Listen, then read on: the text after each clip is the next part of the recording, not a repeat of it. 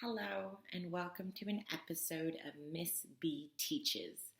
I'm Miss B, and today we are not going to be doing a read aloud. Instead, I'm going to be teaching you a tip or a strategy that's going to help you become an even stronger learner.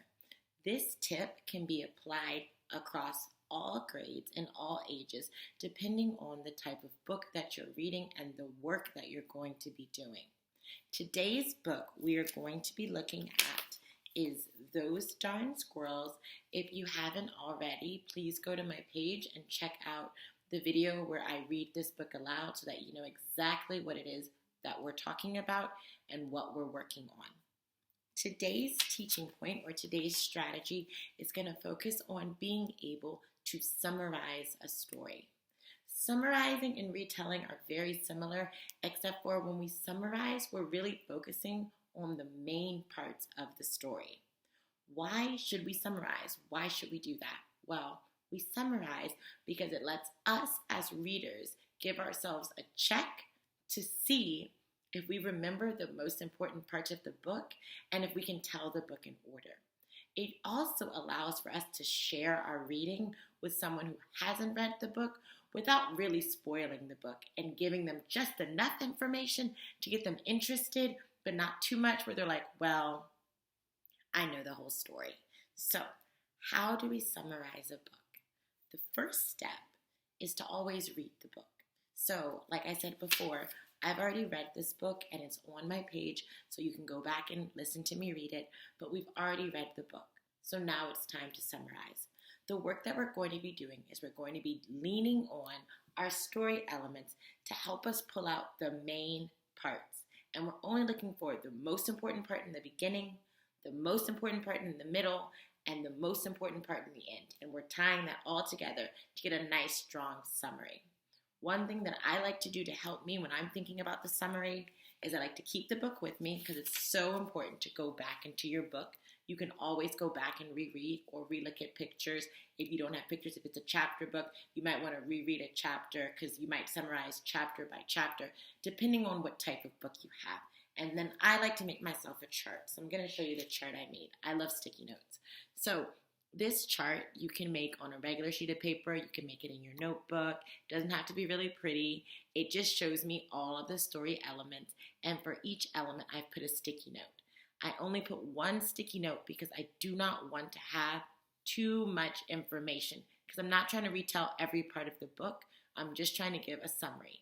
When I'm telling my summary, I want to make sure, because this is my check, I want to make sure that I know who the characters in my story are, what's the setting, what's the problem, what's the solution, and then what were the most important events in the beginning, in the middle, and the end. So now we're going to get started. So I'm going to relook at my book. So I have it right here. I'm going to relook at it, and I'm just going to spend a few moments going over. Now, if I didn't have pictures, I might go back and reread, or I might, skim the pages. But since I have pictures, I can depend on those to really help me figure out. I'm thinking to myself, who are the characters? What is the setting?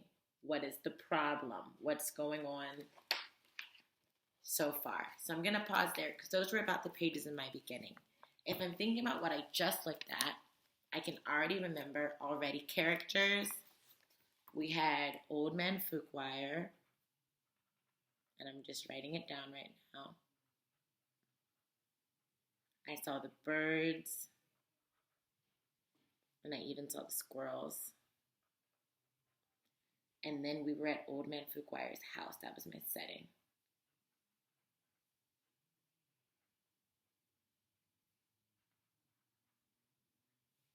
So quickly, I just wrote it so I can remember. I just did a quick jot. I don't have to write too much information, but these are the things I know are most important. When I'm thinking about the beginning, I'm thinking about this, I'm thinking about that. I'm thinking about Old Man Fuquire's problem. What does he want? Oh, Old Man Fuquire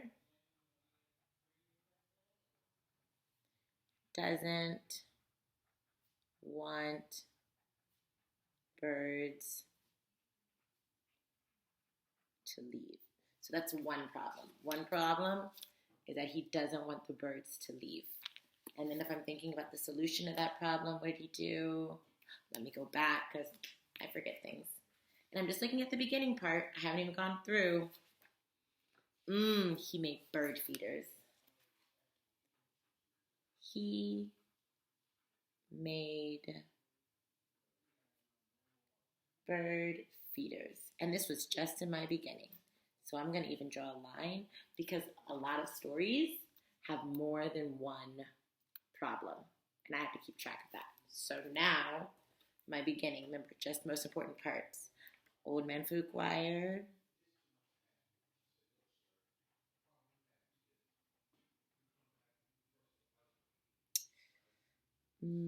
didn't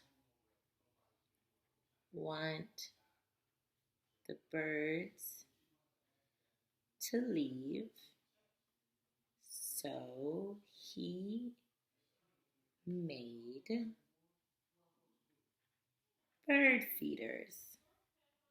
And that's just a nice little beginning to get myself started about this. So, really quickly, Old Man Fuquire didn't want the birds to leave, so he made bird feeders. Very quick, most important information. I'm just rechecking what I'm telling. This is how I'm building up myself to tell my summary. There's a lot of work in creating a summary, but it's really important because that's how we check to see, do we remember the book? Can we tell the book to ourselves? Can we tell it to somebody else? It's very important because it really lets us know, do we know our book? All right, so now I'm going to look through my middle because he made the bird feeders, and you would think the problem would be solved, but no, because like we've mentioned, a lot of books, especially as you grow as a reader, have more than one problem, as we can see. But we don't want to tell too much because the summary is just pulling out the most important information. So I'm thinking to myself, Old Man Fuquire's new problem is that the squirrels begin to eat the bird food.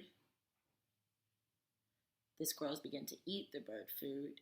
And how does he try to stop that with the solution? Old Man Fuquire sets up traps. So just really quickly, the squirrels begin to eat the bird food. Old Man Fuquire sets up traps. I'm just keeping track of what I'm reading.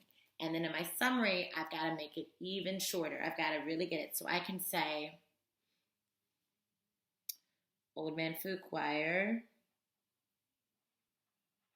and the squirrels set traps for each other to get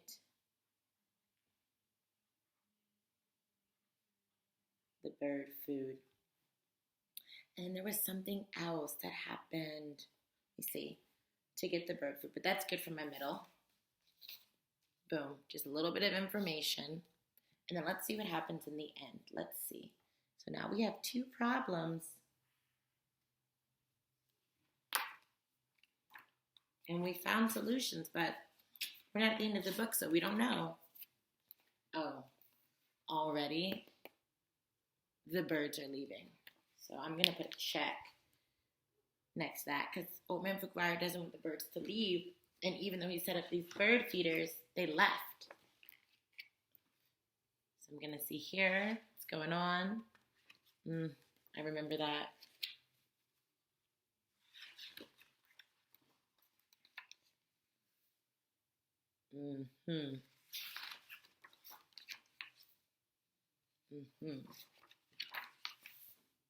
Got it. So now I put a check. You could write it again, but I just put a check because the problem is still the same. He doesn't want the birds to leave. And even though he made bird feeders, I might put a little X that didn't help. So now I'm thinking about the solution. The squirrels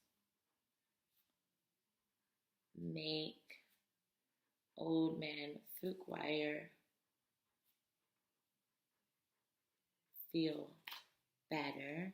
And I'm gonna show you what I did right here.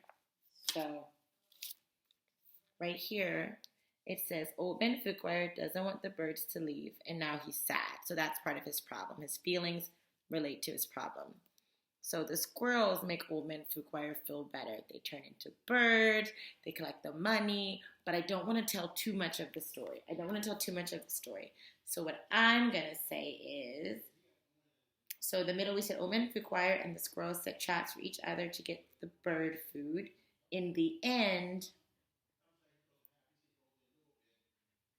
the birds leave, but the squirrels work together to make Old Man Fuquire feel better, and they all get along. All right, let me show you what I have, and then I'm going to show you what it sounds like when I give my summary, because we did a lot of work just now, but it's very important work. All right, so we mentioned our characters, we found our setting, we did our problems, we did our solutions, and then we did our beginning, middle, end. Remember, the summary is just a brief retelling of the most important parts in the story. So when I'm giving my summary, I want to make sure that I'm mentioning all of these, but I'm not telling the entire story.